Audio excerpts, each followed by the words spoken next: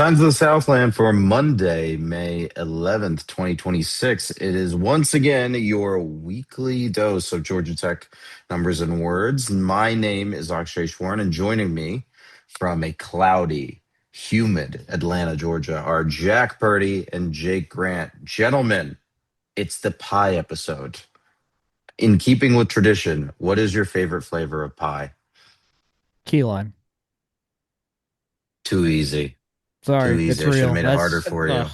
So I That's the can't one. say apple then. I'm gonna get flamed. That's what I hear. No, I want complex flavors. Oh, I key had lime this pie with whipped cream.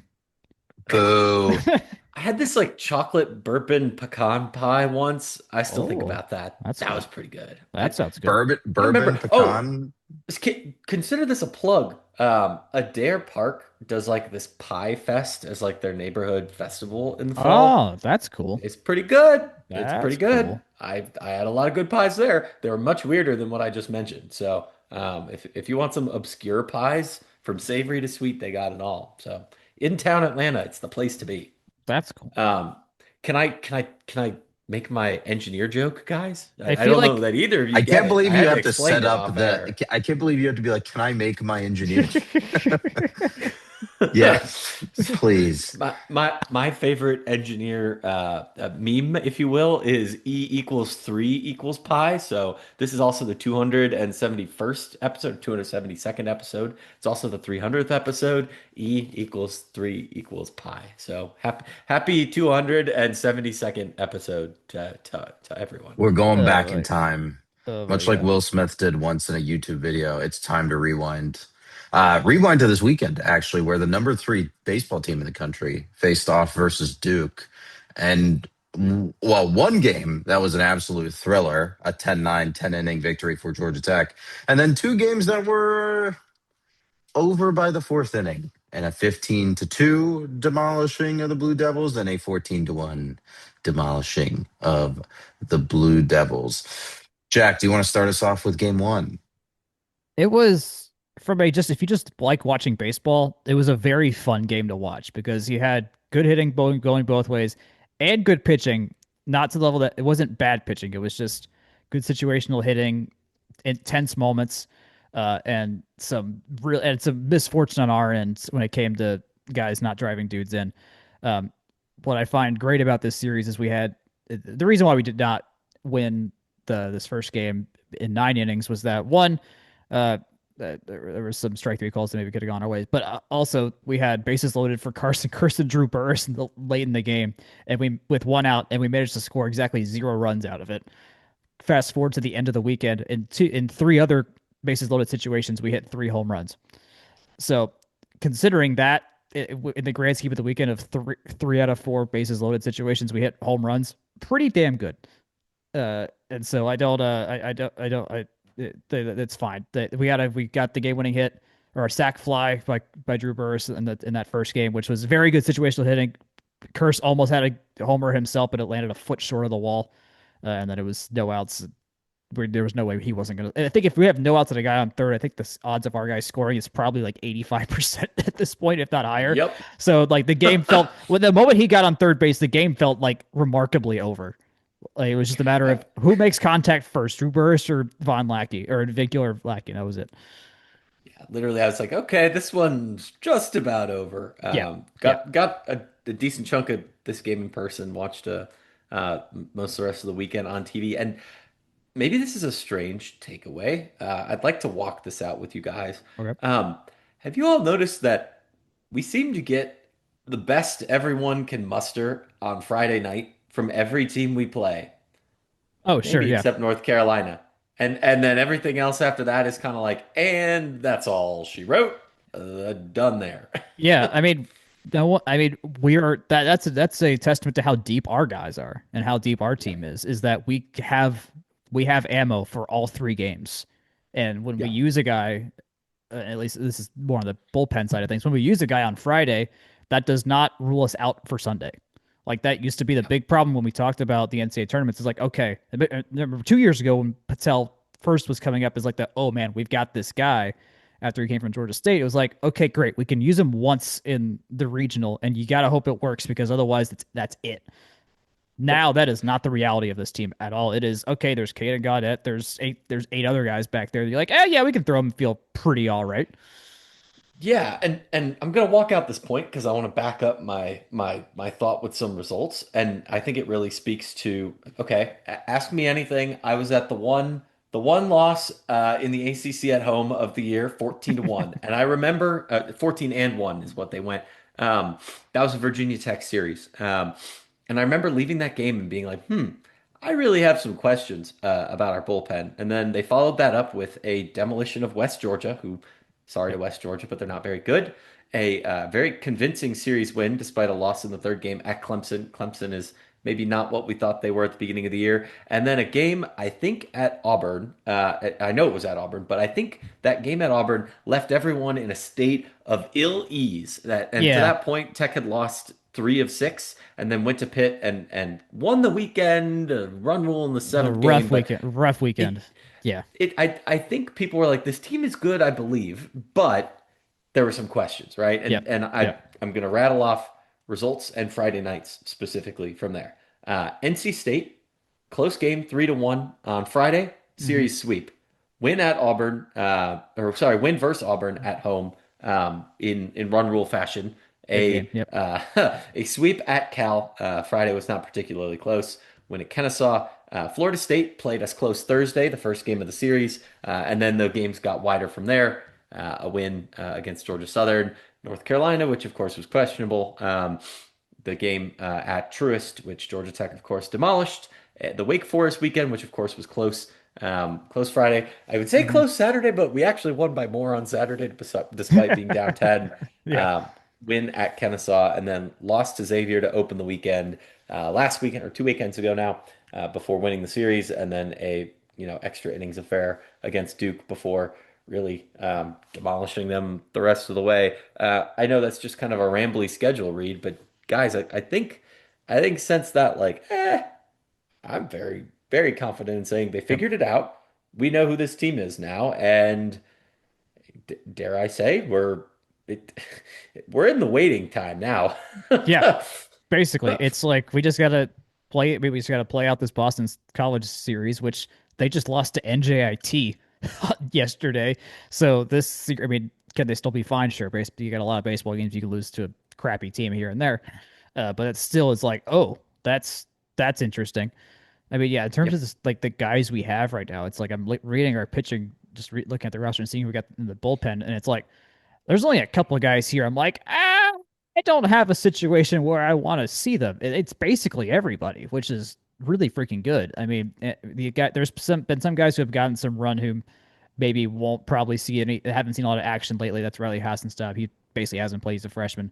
Adam McKelvey was a maybe. He hasn't really shown up much. Porter Bursma has been working back from injury. So like, and when he was throwing, dude was really good for a couple of those outings. Uh, and Dimitri Angelakos, we've been trying here and there. He can be good, but they haven't needed him, which is good. Otherwise, we have Loy, we've got Lanky, we've got Barfield, Shadek, Patel, Ballard, Spivey, and Gaudette and Underwood, and that can get you through a weekend, which is pretty damn good considering Patel can basically eat up innings like a starter. McKee is getting to a fifth inning most of the time now. Jackson Blakely is getting to a sixth with regularity and looking like and is throwing like our best pitcher right now. So when it comes to, I think that situation you mean, like guys are going to throw their best guys on Friday. Thinking about this in a regional context, we only got to face one of those teams' best guys, and that's going to be whoever the four seed is in our bubble. So odds are should win that, and then from then on out, we're in the game 2+ scenario, like in that Saturday Sunday kind of game where we've been performing extremely well with irregularity this entire time, which makes it a hell of a lot easier. It makes on paper it makes things look really really good for us in the first case regional, and then super. I don't go that far right now, but um, this how this weekend went was a pretty good testament to that. That said, Duke refused to do anything but walk us all weekend long. We had 13 walks in game 2. We had more walks than Yeah. hits. So we were getting fed runs throughout this entire series, which is a way to lose in 7 innings. But yeah, overall this was really just one of there was a guy, an old professor of mine was at the Friday game, and he emailed me on Monday. He's like, this was like one of the best weekends of baseball I've ever seen us play. And I'm like, you're not wrong. You're not wrong. This was really freaking good. Just Yeah. taking a look at the ACC standings real quick, just while like thinking about that in terms of, or thinking about that Duke team. Duke is dead last in the ACC, which I think we commented on it I think we did talk about last that last week. week. Yeah, it was just Well, it didn't I might have seem mentioned it right. in passing where I was just like, this is the worst I've ever seen Duke play baseball Right. in like 10 years. They're 9-18 in the conference. They're 19-10 at home and then 4-18 away. They're That's currently on a crazy. 6-game losing streak. And again, dead last in the conference, tied with Clemson, by the way, on conference record. Yeah. But just crazy. It's Yeah. also looking up and down the standings here. The only team that is under 500 on the season is Duke at 23-28. Even Clemson, who's tied with Duke at the bottom, is 30-22. So Yeah. And yet they were chirping a little bit Friday night. I was Yeah. worried a little bit there for a second. I mean, obviously worried The- about wins losses type of thing, but I don't know. Couple they got fighting them, and yeah. they're a team that kind of had to get built on the fly. And I think it's more evidence that this league's really deep. If you had asked anyone before the year where where teams like Louisville and Clemson would finish, 12th and 15th would not be on that list. I know Duke kind of had some exceptions there, but even then, good program, good pedigree. Yeah. Um, every one of these teams, I think I'd be pretty confident coming into the year to say if things broke their way, we're perfectly believable as a regional team, and I still feel that honestly. Like, Yeah. like I think it's a super deep league, and hopefully the postseason bears that out. I don't know. It seems like consensus is leaning towards the ACC getting probably about you know 8 to 9-ish type of teams from various reading and Maybe analyses that I've maybe seen, 10. but Maybe 10. yeah, that exactly. That's what I would say. I would say that in any case, Virginia Tech, Pitt, Notre Dame, Cal, those are all teams that get left on the cutting room floor. But I mean, Notre Dame's not a bad team. Pitt's not a bad team. Yeah. Virginia Tech and Cal are not bad teams. I could talk myself into 13 in a way that an SEC homer might, and I think that not Tech, that the ACC acquits themselves plenty well compared to I don't know, like an LSU, really? I don't know. Yeah. to that point, if you sort the pair ratings by net here, you Mhm. have to go like the cliff is what, right at like 50 for at large bids. You let's say Pittsburgh is at 11, would be ranked 11th in the ACC here at 48th in net rating. Notre Dame would be 51st. Cal would be 54th. So you're looking down the barrel of 13 teams that are at worst on the bubble, and then Stanford, LSU, and Duke. But Stanford might get in just on like record and everything alone, because they're not actually that bad in the conference itself. Well, But and yeah, and oh, I was gonna say that too. Just kind of a good rule of thumb. Obviously, it depends on bid stealing and conference results, and we'll talk about that as it relates to softball in just a minute here. But the the cliff, as it were, is usually right in that 42 to 44 RPI, or like 42 to 44 pair, 42 to 44 Massey, whatever rating system you're looking at. You generally get probably about, what does that make? 6 to 8 conference champions in that top 44, and then you kind of get what, those 32 at larges ish, give or take a couple of leagues. So, right now, if you set it at 44, 44, 45, your Pitt is your last team in, and that would be 11 teams in the ACC if you're looking at RPI. So deep league, extremely deep league. It's crazy that all of these teams, like that, the lowest ranked team in this conference is at 92 in net and RPI. Well, not in RPI, but in net is Yeah. 92. Like very deep league in a way that SEC fans surely only dream of being. Speaking of okay, buddy. Hey, I have their page open. Their worst team is South Carolina, 104th. I win. Anyway, speaking more about the ACC standings, Tech's magic number to clinch the ACC regular season championship is two. Their main rival for that is UNC, who plays NC State at the weekend. I believe, if I'm reading the standings page correctly, I don't think Tech can finish worse than second. Correct. Yep. Because Yeah. we were 5 wins ahead of Florida State, and Yep. there's less than 5 games to go. So Yeah. So they will. So as they 100% control their own destiny in terms of the ACC regular season championship. Obviously, I think with the changes to the format with more teams, I think they've clinched that they clinched the like double double bye. bye, right? They clinched the Okay. double bye on Friday or Saturday, one of those days. Okay. Cool. Reading out our weekly issuance of program records here. If Tech wins the two of their next four games, they'll secure the best regular season winning percentage in school history after the 1929 season, in which they went 16-2, Which barely 22 counts. ACC wins. That one barely counts. Like 1921, the damn baseball was made of different material back then. Like Dead ball era. That's so different. Gotta adjust your war. 22 ACC wins is tied for most in program history. Last year, they won the entire conference with 19. They have posted the best conference record thus Home record. far. Best home record in the conference in program history at 14-1. They've scored 531 runs through 50 games, and that is the best in the BB Core era. And I can see Jake just chomping at the bit to say something in response. I assume to the It's 1921 not in record. response. I'm about to drive us into a ditch. Oh, okay. Because Can I get through the rest of the program record? Get through it, and then I'll drive us into the ditch. There you go. Okay, this is a backsteer right here. The team is hitting, as a team, they're hitting 360, which is 13 points higher than the current program best. They only allowed 4 walks in the entire 3-game set versus Duke, which was the fewest allowed since the legendary, to us anyway, the 2019 baseball team. Drew Burress has homered in 4 straight games. First time he's ever done that. Jared Vincula stole 2 bases in each of the 3 games. Alex Hernandez was back in the lineup for this set. And I think most importantly, and we can talk about this after we dig ourselves out of Jake's ditch, Tech is 9-0 in sold out games this year. So That's a big point. I asked Drew Burress about that in the presser, like, hey, you guys have to play home games. Like, this has felt good. And he had a pretty good response to that as well, which I'm not going to spoil. I'm actually in post just going to put in what he said right here.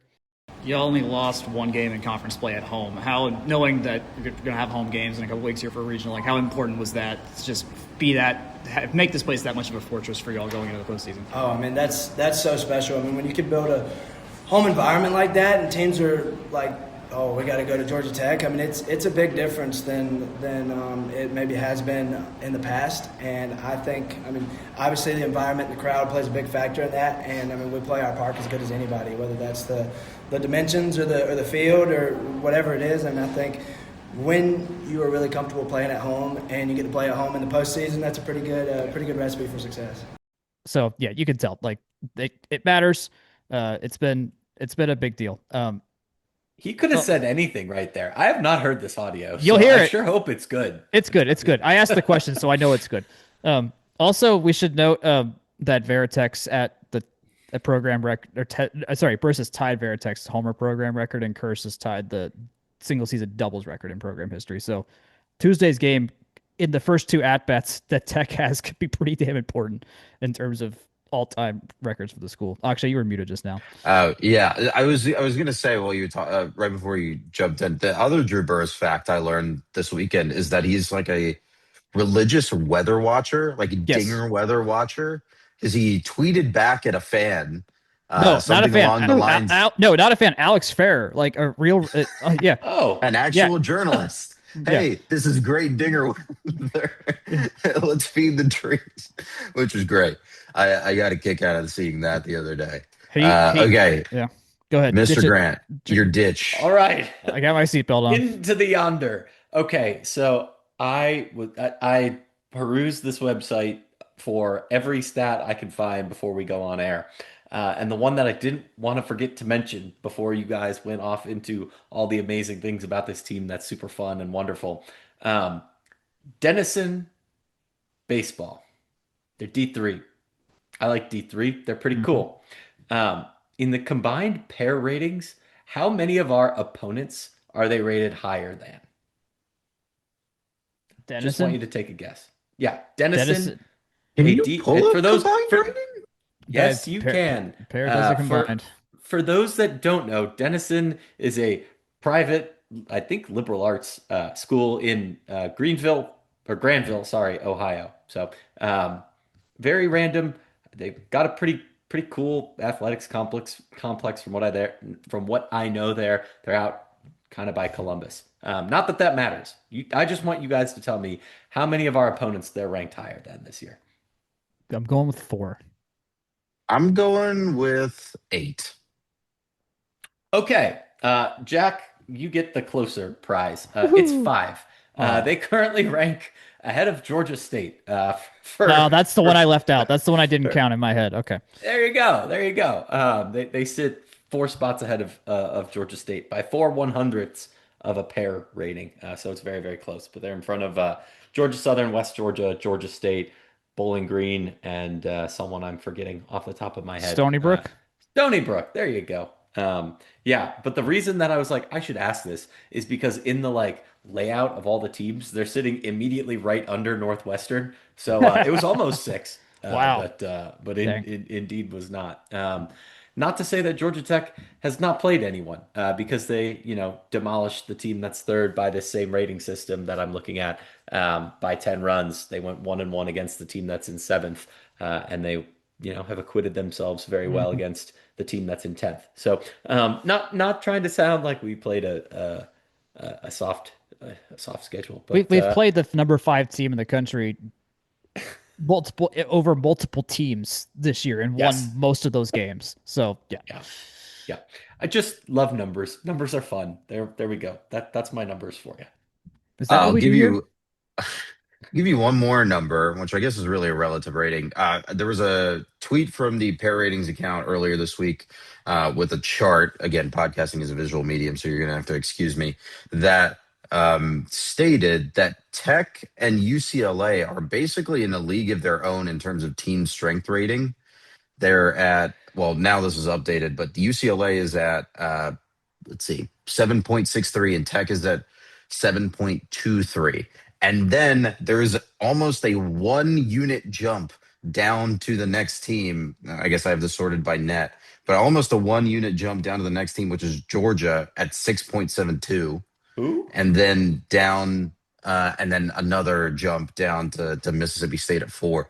So there's the 2 teams in the top band, and then a bunch of jokers that round out the top 8, and it's insane. It's insane to have a baseball team that is this good and just And then mowing teams down. in 1156th, you've got poor Yeshiva. So there's a wide range there, But Ugh. anyways. What a team. What a baseball team. Playoff baseball suit. Just to Yeah. take a look at the bracket here for the ACC tournament, they have a pair ratings, they have a 38% chance to win the whole thing. In terms of bracketology, they're still sitting in that 2 national seed range. UCLA is just has a stronger strength of schedule. So that's not really gonna, while they're neck and neck, I don't think anything is really going to change there. The most important thing about bracketology that you should be aware of is that season ticket deposits are now open for season ticket holders. And if you opt in, if you choose to opt into a season ticket as a new season ticket holder, that gives you the right to buy regional tickets when those go on sale. I don't have a price in front of me for those deposits, but that may be of interest to some as regional baseball approaches in a few weeks. Just to preview the weekend, I guess by the time you hear this, the night that you hear this, Tech will play Mercer at 6 p.m. And then your weekend series, which is a Thursday-Saturday situation, up in Chestnut Hill, will be versus Boston College, 6 p.m. First pitch on Thursday, 2 p.m. on Friday, and noon on Saturday. Jack, Last The word for deposit you. the deposit is $50 per ticket. That is what they are asking for. Also, we play for a state championship tomorrow. Mercer is currently 6-1 against in-state teams. We are currently 7-1. So if we win, we run this state T-shirt thing. Hmm. I can get out one of Maybe. those scarf. I have that scarf from football season a couple years ago. Yeah. I can bring So that out. We can yeah, do a little scarf walk. there is some.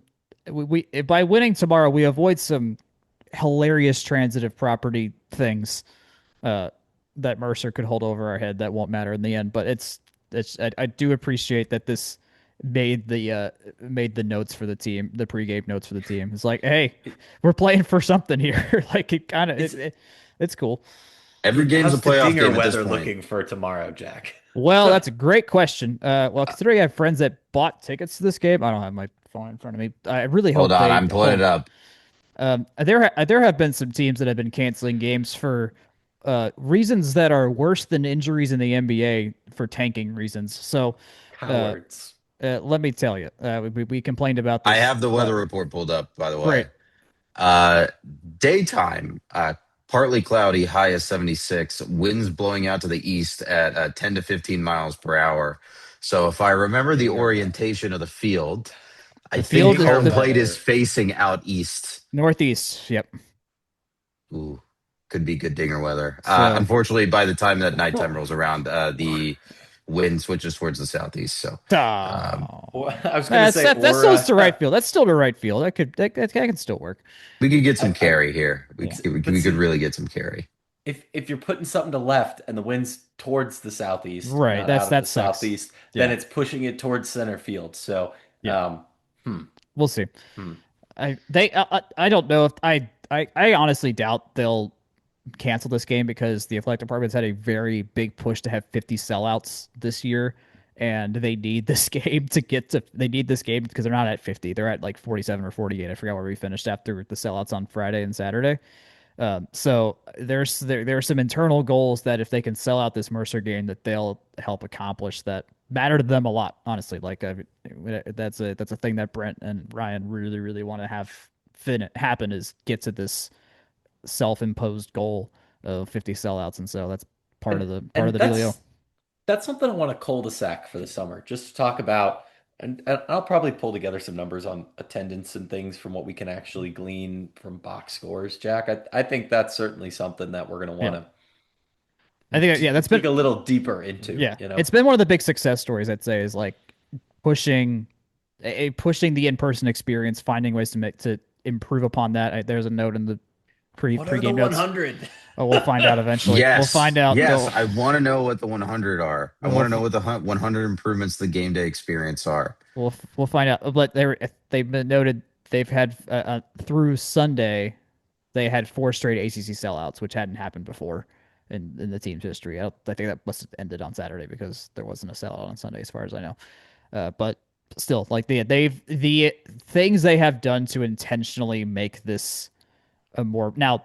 We're playing well in baseball and football, which really freaking matters to like get people to show up too. Like, let's not excuse that. We get more listeners when we play better in these sports. Like that also, like everything tracks with if you're winning or if you're losing. No. Hold on. It's either when we're losing or when Jeff Collins gets fired. Let's be very clear. That was our most listened to episode. That is totally a thing. But that the soap opera got really good that episode. So that's where people really didn't like that guy at the end. No, not at all. So there's a lot to be said. There's a whole episode we'll get on about what the approach was this season from the business side of things and the fan experience, and it's really good. Also, I just saw we know our starter for tomorrow. Our probable starter tomorrow is Jake Lanke. Okay. Cool. Which, unsurprising, there's a gazillion guys that I think we all would want to see throw in this game that aren't our usual starters. I think best case scenario for this game, we're up, I don't know, 10-3, 10-2 or whatever in like the 4th or 5th inning, and we feel comfortable to throw a guy that hasn't gotten a lot of run like Caden Campbell or something like that, just to see who's there. Because we need to know who are, like I asked, I won't put this in post, but like I did ask about I asked James who he wanted to see.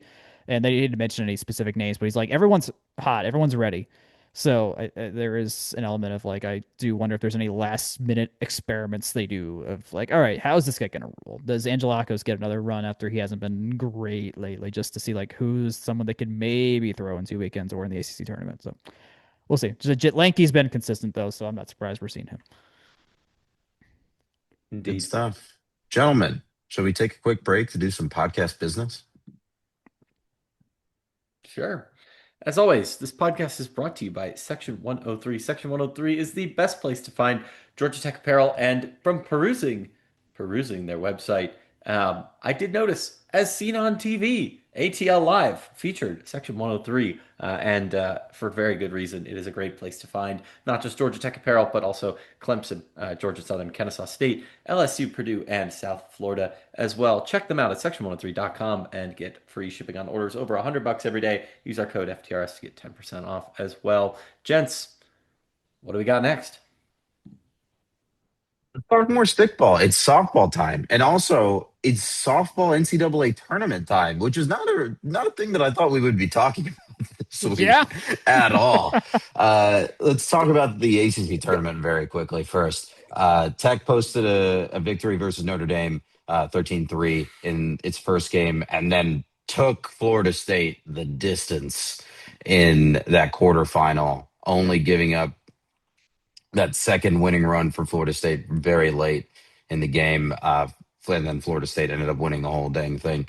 So, and lo and behold, on Selection Sunday, Georgia Tech softball is in the NCAA tournament. They are the 3 seed in the Gainesville regional, and they will start their NCAA tournament journey versus Texas State on a Friday at 1:30.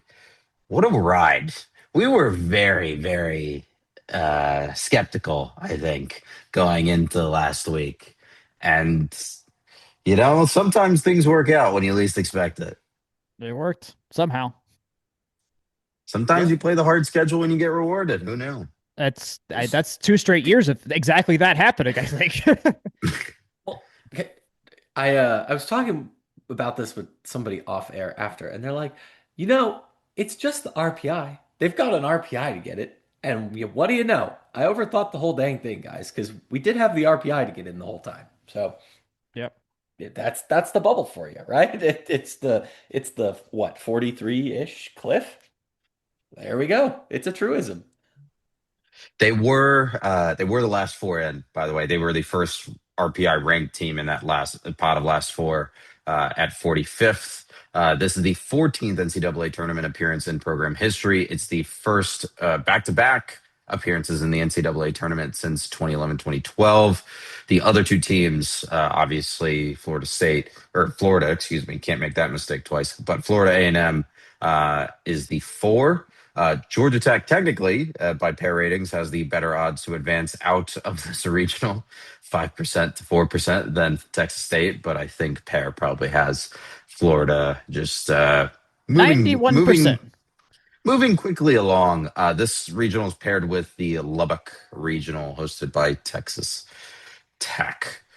And Fascinating. I think it's very worth noting just how familiar should Tech get to play Florida again, just how familiar they are with the confines at this point. This is ancient history at this point, but keep in mind, this is where they played 2 times ago in the tournament as well. I think it was the 2 of them in Wisconsin and a 4 seed. Forget who the 4 seed was. Yeah, I'm looking at their all-time tournament record. We have only played NCAA tournament games in Gainesville, Florida since 2022. Yeah. And we were there like 3 months ago. Right. Yeah. Like this is the only place we go.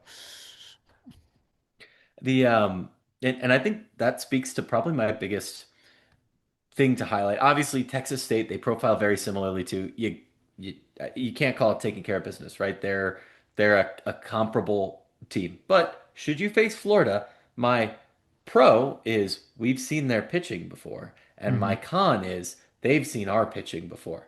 Yeah. A lot.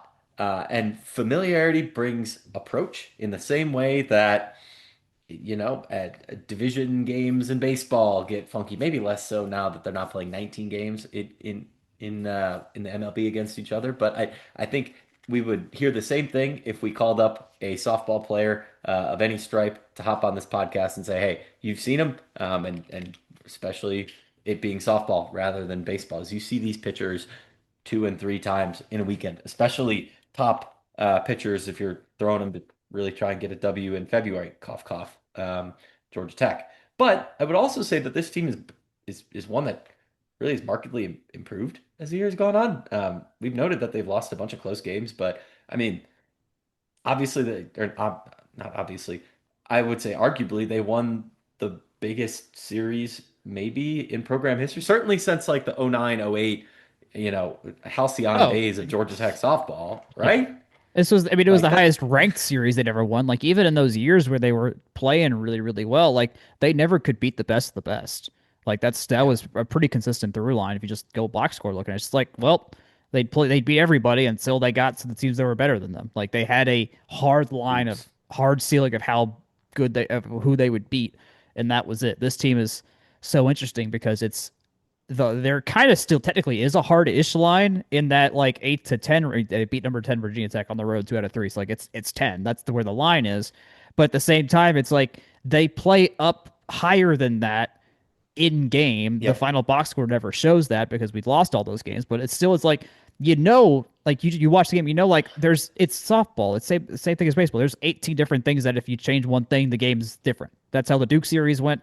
That's how the Florida State series went. That's how the Florida State game went in Charlottesville just now at the ACC tournament. So it's just like hopefully. I mean, I think we had said like at some point they've got to. The math just says they'll flip. The luck will flip at some point. VT may have been the only time it flips. Who the hell knows? We certainly didn't count that as a thing we were like counting on for a lot of wins to come from, but it could But they happen. wouldn't have gotten here if they didn't do that. At No, least once, absolutely. right? Yeah, Oh, I mean, absolutely. I would Yeah. argue That's a load bearing win right there. yeah, Mm-hmm. Load bearing And just too. a Yeah. and the same point there goes. That's a load bearing loss for Virginia Tech as well. I don't know how much we can zoom out. I've got another thought that I think would be interesting to chase down. But you guys have seen the bracket, right? Yeah, they're You not know that hosting. Yeah. Virginia Tech got sent to Baton Rouge, a team that I don't know. Pair likes them and ratings like them, but I don't want to say that Virginia Tech got hosed here, but I don't know. Virginia Tech rates I'm, as 16 in a lot of metrics, 16 or better in a lot of metrics, and I yeah. think this is a case where if you've got the SEC logo on the side of your helmet, maybe you get a little bit more benefit of the doubt than you might otherwise would. Because I would say that if we're looking at certain metrics, they profile better than teams as high as 10, depending on what you're looking at, right? Whether that's Athens, Sure. Baton Rouge, College Station, you could make an argument Durham over a lot of those teams. So, just to look ahead a little bit to that matchup versus Texas State. If you again once again refer to our friends at the pair ratings, Tech is a very, very, very, very slight favorite in a one-game set. 51% win probability versus Texas State's 48.8. Tech is favored by 0.16 runs. So maybe don't gamble on that one. It's interesting looking at the breakdown of metrics here because the graphic shows the breakdown of offense versus pitching for both teams. Texas State's pitching metrics very, very good, very, very highly ranked. I don't think that these are opponent adjusted, so you're not getting that conference adjustment for Sun Belt versus ACC quite there, but that's probably factored into the simulation. okay. The other thing that strikes me, as it has multiple times through this season, is that Tech is 5-21 in quad one games per net. It is still astounding that Yeah. they've made it to the tournament despite being that poor in quad one games. It's shocking to me, but they're here, win and don't go home. So no. Yeah, I think it's fair to say that this feels like house money, does it not? Oh Oh, yeah. Oh, oh yeah. 100%. Especially with how 100,000%. top Yeah. heavy softball gets at the top, right? Yeah. Like Oh, this, sure. Yeah, absolutely. Yeah. Yeah. This is Yeah, um, this and is fine. I mean, they're not going to be if they advance out of game one. They're not going to be favored versus Florida. right? Actually, I Yeah. can run that. Why don't I just go ahead and run Yeah, that? no, I'm sure we'd be like a And they're 5 or 6 not. run deficit, like underdog in that game, possibly more. Yeah. Well, I can I, tell you what it is. It's a 6 run deficit. All right, there It's you a go. six Yep. run dog, 5.5, 5.65. Tech would have a 16% chance of victory in a 1 game set. And there's a lot of good vibes on Florida's side of these breakdowns. A lot of blue numbers. They don't do green and purple. They do blue numbers over here.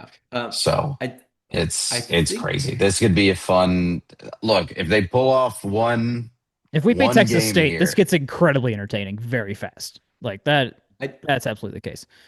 yeah, and I think if we're talking goals, expectations, I really think a good weekend for Tech is beat Texas State and acquit yourself fine against Florida. Mhm. Obviously, you want to win, but I think this team has a high ceiling. I think we've really seen that they have a high ceiling, but getting consistent quad one success is just something they have not done. But they did take two at Virginia Tech, so it's but Florida's a better team than Virginia Tech at the same time. So Mhm. I could see I see the path for it. I just think everything would have to go right for them to get there.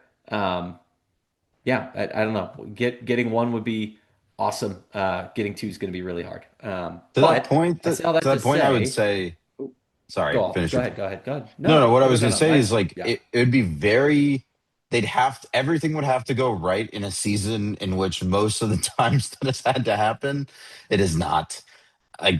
I think if you're talking, I don't necessarily, I'm not like an entirely superstitious person, but if you're thinking about this and like as like there is only a maximum amount of luck that you can have in any given season, I think they've burned up all of their luck just by making it to the tournament, and now it's just sheer will at this point. I, I, I don't even Let's hope know not. that they've burnt up the luck to do that. I mean, I think if anything, this team feels like it was a little bit unlucky. So I push back on that just a little bit. And one thing that I do want to just kind of trial balloon out there, just because I worry that with baseball coming towards the postseason too, that next week we might not sit on this, depending on how this week goes. I think this is a raising of the bar from where this program was certainly pre 2022. And if they can be consistent, next year, I see a path for them having more regularity and being competitive in the ACC this year that I think really has crystallized, especially considering that 30 and 27 was a bit of a slog to get there, and I would argue a little bit unlucky to only be there. Any thoughts? I think this is important just to sit on before we get too far away from this regular season. Any thoughts? Yeah. I mean, I think I agree, especially from where they were when we were in school, right? Yeah. Which is now even longer ago. But understanding that, hey, like a couple of years ago, we were saying, hey, the bar is making the tournament, and now you've strung together 3 or 4 seasons of making the tournament, or I guess 3 out of 4 seasons now of making the tournament. And maybe some of it is to your point, hey, they get a little unlucky earlier in the season. But at the end of the day, because they're playing this quad one heavy schedule, they're breaching that cliff, that RPI cliff, and making it into the dance. Now it's just about saying, hey, that's the floor, to your point, and saying, hey, not just is that the floor, the next step is winning a game consistently, winning 2 games consistently is the next cliff, or the next stage of this program's development. And I think as we've discussed progressively over the years, the recruiting has gotten substantially better. Like it is getting progressively better. The hitting, I think they've gotten substantially better. I don't think there have been like massive pitching meltdowns this year either, in the way that there have been in previous years. No, not So like yeah. Madeline Johnson's been such a stalwart this year as well. Like I mean, I think I talked about this before. Like we weren't sure. We hadn't seen like anyone be the rock of the rotation this year, and or at least coming into the year. And there's been multiple answers. I mean, Kenley Hillary's thrown some incredible good innings. Sydney Watts has gotten better and better and better. I mean, she pitched the entire Florida State game. Like that was, and she has the no hitter this year against one of the in-state schools. I forget if it was Mercer or West Georgia. But like the amount of people that are stepping up at a seriously consistent rate has been really, really good to see. And I mean, it's a huge reason why this is even doable. Like, I mean, we can point to a lot of names and players from the last 4 or 5 years that was like, you just know it's like, if they were just if they got a couple more innings here and there, or didn't have the walk here and there, like it radically changes a lot of those seasons in terms of maybe making the tournament, things like that, or beating those teams we weren't beating. So, yeah, I mean, it's same as baseball. Like if you can pitch, it solves a lot of problems because that's your first line of defense. And I think to that point, it's like the framing is different, right? We're talking about them getting unlucky in moments, like individual moments, like 3-run losses, 2-run losses, 1-run losses here and there, right? Instead of it being like, hey, this was great until like the middle of the 5th inning where everything went sideways. Right. That it's just such a different framing. I'm looking at I don't have the media guide or like a chart of all the team ERAs to look at. And I know that's a little bit reductive of just looking at ERA, but the team ERA this season is 3.8. Like that has to be the highest mark that we've seen in a number of years. I'm just looking that, yeah, on it that. feels right, but I'm gonna look here while you keep talking. But yeah, it's super interesting. We got we can do so that's US earned runs. Best we can go best ERA here. That's a number we can work with. So I mean it was Blake Nelliman every year she was here. Hers went anywhere from 2.5 to 3.9. Voiles was 3.8 and then to a 2.6. Emily Anderson was in the 3s. Kyle Kleinschmidt was in the 4. It was in the 2 to 4 range. So what's it currently sitting at? Who's our best right now? I don't think I can pull individual teams on pair. So let me go over to the team website and pull that up on a different tab. I've already got it. It's Kenley at 3.2. But here's the crucial thing. Madeline Johnson also at 3.4. Sydney Watts at 4.1. Timber Harris 4.2. Now the appearance cutoff is at Sydney Watts. So between the three of them, they're throwing as good as usually our best pitcher would have thrown in a given year. There's your difference. That used to not be the case. The spread is a lot lower. The variability from pitcher to pitcher is a lot lower. Exactly. That when we can be that consistent, that completely changes your approach and your just trust to be able to hold it and ability to hold into games like that. And our hitting's really good too. Like Alyssa Weiler's doing great. Addie Leshberg made all tournament team and she had a double and a homer. Grayson Tucker is one of the best infielders in the country right now. So yeah, it's all you play good, you think good things happen. Like going to the NCAA tournament. Who knew? It's the same progression as baseball, right? When we talked about baseball a couple of years ago and saying, hey, like the first challenge here is to throw strikes. Let's not worry about let's be worried about homers, obviously, but let's be less worried about giving up homers and just focus on getting the ball in the zone. Then next, let's focus on forcing hard contact that's not dangerous. And then let's focus on consistently getting strikeout pitches and strikeout pitch outs specifically on from the pitching perspective. And I think that's the progression that you've absolutely seen over the last 3 years, especially with Matt Taylor coming in a couple of years ago. And maybe this is the start of having having a little bit of a step up in talent and having that sort of attitude of, okay, let's control our controllables and pick out and have very high control on our pitches and see where that takes us. Because I think these teams have consistently been able to hit. I think especially last year when they made a couple of adjustments in their swing paths, this is exactly what they were able to do.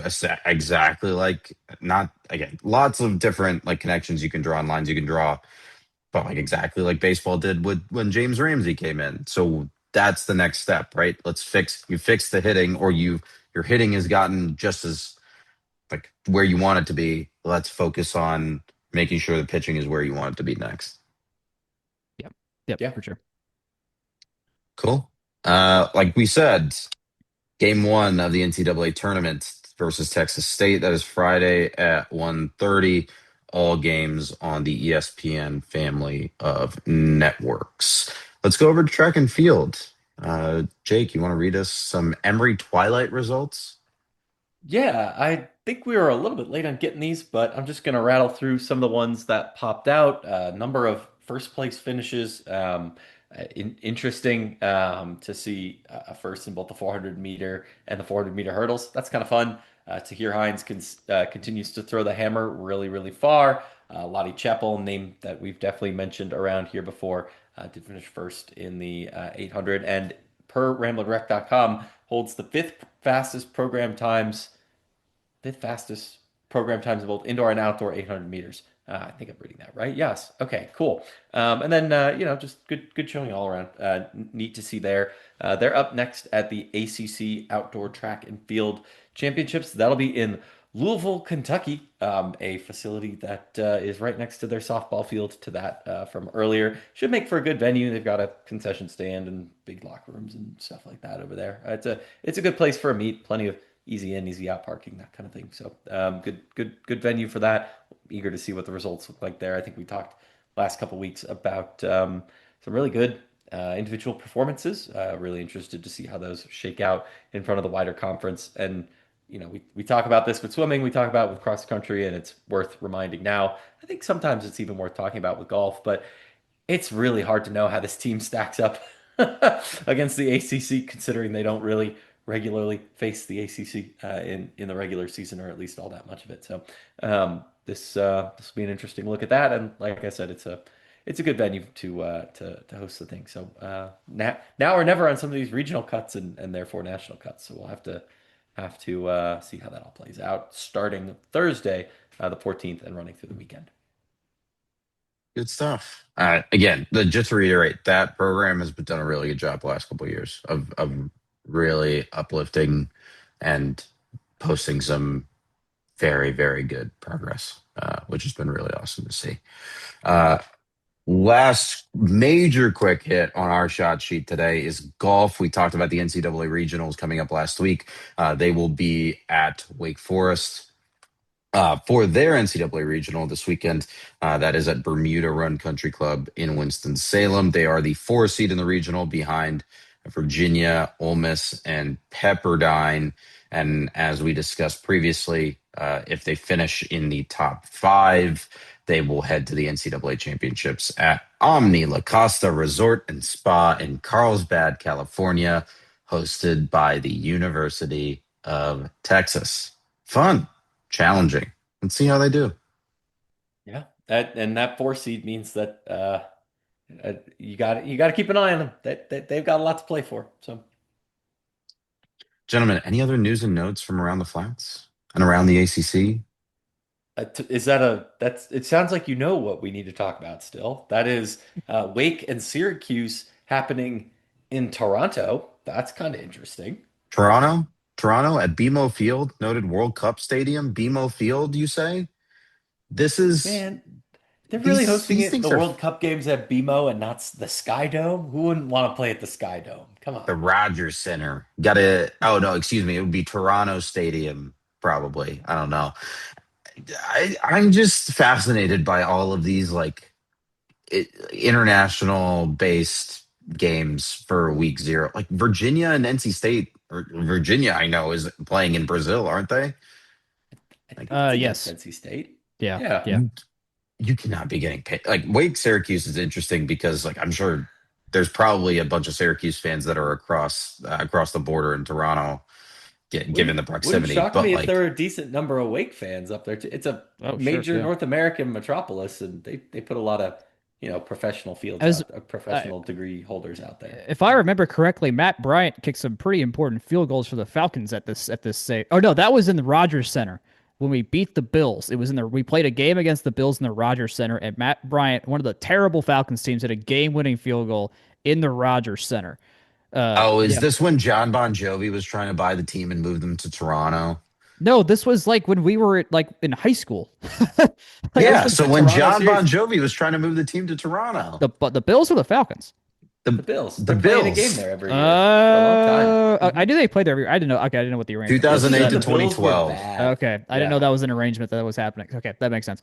Consider this a plug, since I'll never have an excuse to bring it up again. If you get the chance, stay in the hotel in the Sky Dome center field. Oh, while a I'd Blue love Jays to. game is going on. It's Oh my god. awesome. If 10 anyone out wants of 10 if recommend. anyone wants to send us dollars, I can take. I got PTO to use. I'll go. That was, I think, 12-year-old me, 11-year-old me, big spread of Chinese food takeout, watching Phillies, Blue Jays, and I think Roy Halladay was pitching that game, Oh actually. my Come to goodness, think of it. that's a dream right there. Okay, let me be clear Yeah. about. I don't know. I'm not going to speak for the entire Scions and extended from the Rumble Seat universe. But if this was Georgia Tech, I'd be throwing the biggest hissy fit possible. Like, Yeah. Oh yeah. I like mean, we threw a no, hissy fit about the Mercedes-Benz games. well, $10 million at least showed up, but I mean, yeah, still like, and now we said no to the Tennessee game going there this year. So like things there was some recourse to that, but yeah, like I as much as it's like this does seem cool and it's cool to be in Toronto and things like that, like, yeah, please God, I hope we never have to set foot in outside of the one Ireland's for whatever reason just works for us as Ireland's like a a good you meme. that works Ireland's for a good meme because us. the wins. It works and we like it there now because we only win close exciting games there and they like us because that's exactly what we do. So like if we get told, hey, in 2035 you're playing in Ireland again, I think we'll all be like, sounds great. But like if you tell me we got to go to South America or The literally Brazil any one sucks. that like or anywhere else in the North American continent that isn't someone else's home stadium, it's a hard no from me. It's a hard no. Please take us out. Yeah, as always, this podcast is brought to you by Section 103. They are the official apparel provider of this fine podcast, and this podcast is also featured the podcast from therumbleseat.com. Find our writing over there. Email us from therumbleseat@gmail.com. Summer's coming up. We want to hear what you guys want to hear. Well, we've got some ideas, but always willing to take the input there. You can find us in the meantime until we speak next week at FTR's blog over Twitter, Blue Sky. I'm Jake over over there. Jack's over there. Game on Paper's over there as well. Find them at gameonpaper.com. Facebook, Instagram, YouTube. We're basically on all the sites, at least every once in a while ish, maybe. And you can find this podcast wherever fine podcasts are sold. Until we speak again, good night, good luck, and go Jackets.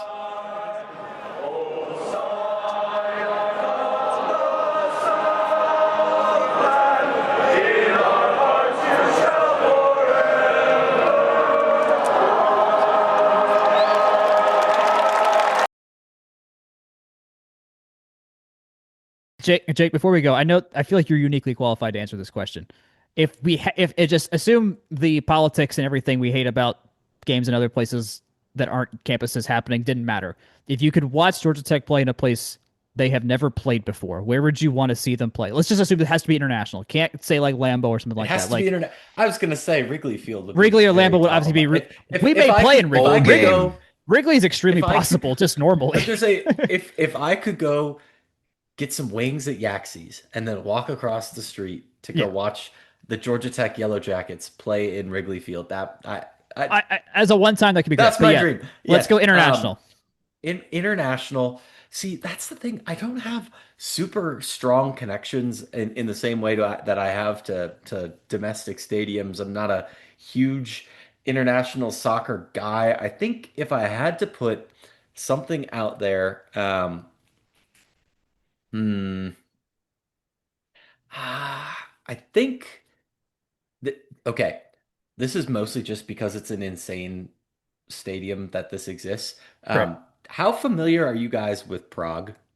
Not that familiar, sadly. This is going to be an Okay, incredible bet. so What stadium they, name am I looking up? I'm gonna get the like finer points of this detail wrong. But if you look it up, oh gosh, I think it's technically Stadion Evzena Rosheko, but next door is you're going to see like 9 soccer fields all next to each other because they built this huge stadium up on the hill outside of town that was supposed to be like for calisthenics, basically.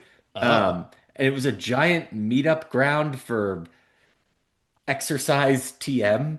And by surface area, it has like nine soccer fields on it. I think just for like maybe memes, that comes to mind. I think that would be kind of nuts. There's a couple couple other like cities I think are cool. Oh, no, I got it. I got it. Okay, great. I want you to guess what just hit me like a bolt of lightning and why it's perfect. Oh, I mean, my hunch was you were gonna say somewhere in the Netherlands to start. I don't know why, but Go I, go a little bit south. Come go on, a little Jack. bit south. You work for the Institute basically. Come Uh, on. what that? Berlin. Uh, Oh! You want to go to GTL? yes, I want to play at Stade Yes. Symphorien. I want to see them play at the home of FC Metz.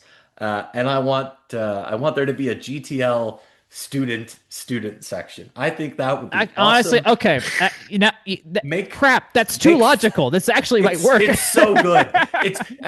Why did I even say the Prague thing? That was just a dumb Jake thing. This is a real idea. We're gonna make it happen. Oh And my if anyone, God. it'll be brought to you by Oh, From the that's Rumble Seat, and I don't know, so get Steven funny. on it. We'll Here's the we'll make problem. T-shirts. Matt, Jack, make it Matmoot is. happen. I'm looking at the map. Matmoot's right next to a river. It's in the middle of this town. Like it looks. Oh man, this does look kind of great.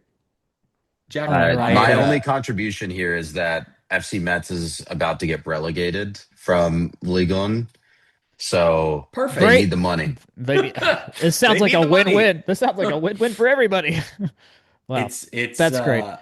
I couldn't have think that outdone would this. be Yeah, perfect. I could not have outdone this if I tried. So well done. I'm glad I asked. There we go. I just wish I thought of it as the first thing. That's my only regret. We'll make it sound we good will in host. post. We will host an alumni event pre-meetup at the Comedy in downtown. It who will do we be play? Comedy Cafe. It will be perfect. Notre Dame? No, I don't know. No, obviously I was not. going to say They'll LSU. travel.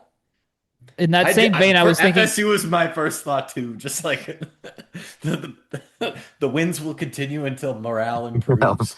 I said LSU, but I'm also willing to take FSU on that one. FSU, you go really thematic and go with Louisiana Lafayette. No, you know who Ooh. low-key thinks they're French? Who low-key thinks they're French is Louisville. They use that fleur-de-lis way too flippantly. This Let's is take them true. to France and see This how is they like true. it. You know? This is true. A tech home Is game, this really. is this just scheming for me to get a Grant family rivalry played in a fun This is foreign turning country? this is turning a little too Grantian. Yeah. Yeah, there All you right, go. hold on. U.S. universities with French outposts. Let's do a quick Google search. French major colleges for French. This is a completely useless search. Basically, everyone has some sort of Paris program, I imagine. I mean, that's like a gimme, you know? And study abroad, broad universities. This is going to take way too long. While you go on about that, I will just give a quick shout out to a restaurant that I hope still exists. It's called Mom Resto. It's over by GTL. They make a good doner kebab, and just gonna give it a shout out in case anyone's listening that can act on that info. Go get a very doner kebabish kebab. Hey, there's a lot of alumni you that are go. about to be traveling. A lot of new alumni that are about to be traveling out around the world. It's a good time to go places. Did I say it's the best? I don't know about that, but it was very reliable. If you There catch you my go. drift. There you go. Yeah. So good. Baylor. Interesting. Baylor. Okay. Baylor Yeah. has some sort of tie up with. I'm not going to pronounce this right. Aix-en-Provence in France. Okay. That is about as far away from Metz as you can possibly be. I tried. There That's is, I French, think, a though. direct train between the two, though. So there you go. There's a direct 'Cause I train do- from everywhere in the damn country. It's fine. Oh, no. France is That's- tricky because everything ties into Paris, and then all the there's like 6 different terminal stations. It's a whole thing. That's a different podcast, Jack. We'll do that in July. Train. We have to train. We'll do the train episode in the middle of July. That sounds good. We'll do it from Marta for maximum. Oh God. Oh, on the new maximum realism. trains? Let's do it on the new sure. trains. That'd be fun. Exactly. All right. Oh. We are so far off the rails.